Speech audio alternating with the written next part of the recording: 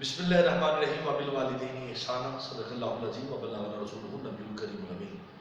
حضرت محترم رب کائنات نے قرآن پاک میں جہاں نماز کا حکم دیا واقیم الصلاۃ وآتوا الزکوٰۃ، وہیں بھی اللہ پاک نے یہ بھی حکم دیا وبالوالدین احسانا، اپنے والدین کے ساتھ احسان کرو۔ احسان کی علماء کرام مفسرین کرام نے مختلف تفسیر بیان کی ہیں، مگر میں مختصر پیغام میں یہی بتاؤں گا، جس رب نے کہا نماز پڑھو، جس رب نے کہا حج کرو، زکوٰۃ دو، روزہ رکھو، اسی رب کائنات نے ہمیں یہ بھی حکم دیا کہ اپنے والدین کے ساتھ احسان کرو۔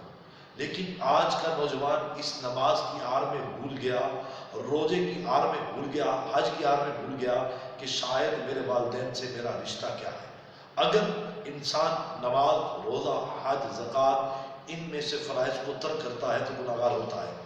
اگر کوئی بندہ اپنے والدین کو ڈیگریڈ کرتا ہے، ان کی عظمت کے اندر گستاخی کرتا ہے، ان کے آگے اکر کے باتیں کرتا ہے، ان کا حق انہیں جتاتا ہے، ان کو کھانا دے کر ان پہ احسان جتلاتا ہے، ان کی طرف دیکھ کر اپنے چہرے پر شکل پہ بسوری اور گٹھیا پن کا اظہار کرتا ہے، تو سمجھ لے وہ انسان ایسے ہی ہے، وہ اپنے رب کی نافرمانی کر رہا ہے۔ میرا یہ پیغام ہے ان نوجوانوں کے نام جو کہتے ہیں اپنے باپ کو کہ باپ تو بوڑھا ہو چکا ہے، ماں کو کہتے ہیں تیرا دماغ، عقل، سب چیز ختم ہو چکی ہے۔ وہ کبھی یہ سوچ لیں کہ ہم یہ حکم کی عدولی جو ہے یہ کسی مولوی کی نہیں، کسی مفسر کی نہیں، کسی مقرر کی نہیں، کسی پیر کی نہیں، کسی عالم کی نہیں، کسی خطیب کی نہیں، کسی واعظ کی نہیں، یہ ہم اپنے رب کائنات کے قرآن پاک کے حکم کی نافرمانی کر رہے ہیں، اور قرآن کی نافرمانی کرنا کفر ہے۔ اور یہ نہ ہو کہ والدین کی نافرمانی ہماری نمازیں، روزہ، حج، زکوٰۃ یہ سارے اعمال کو برباد کر دے۔ آج ہمیں سوچنا ہوگا، اس نوجوان کو سوچنا ہوگا، اس پیغام کو سوچنا ہوگا، اس بیٹی کو سوچنا ہوگا جو ماں کو کہتی ہے مجھے ڈرامہ عزیز ہے، تیرا کام عزیز نہیں ہے۔ وہ بیٹا جو کہتا ہے مجھے گیم عزیز ہے، باپ تیرا کام عزیز نہیں ہے۔ وہ نوجوان کہیں جہنم کا رستہ تو نہیں کریٹ کر رہا، کہیں وہ اپنی بربادی کا رستہ تو نہیں کریٹ کر رہا۔ یہ حکم اللہ کا ہے، یہ حق رب نے ان کو دیا ہے، یہ عظمت اللہ نے ان کو دی ہے، یہ شان اللہ نے ان کو دی ہے، یہ مرتبہ اللہ نے ان کو دیا ہے۔ جس کو اللہ دے اس کے اندر کوئی کمی نہیں کر سکتا۔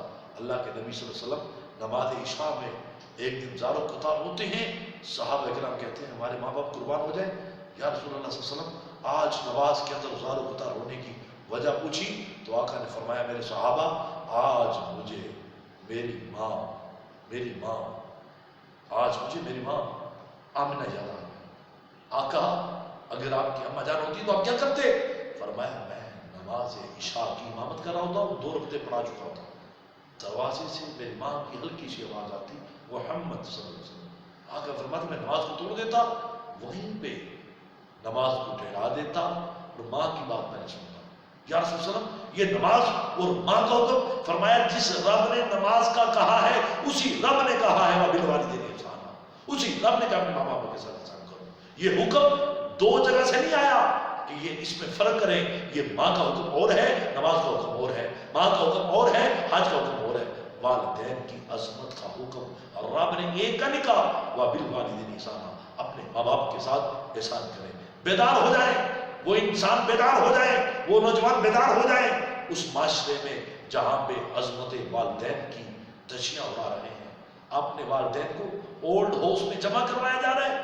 یہ احسان ہے کہ ان کو اپنے گھر میں رکھنے کے لیے جگہ نہیں، وہ ان کا گھر ہے جنہوں نے تیرے لیے سارا کچھ، تیرے زندگی کو، اپنی زندگی کو تیرے نام کیا۔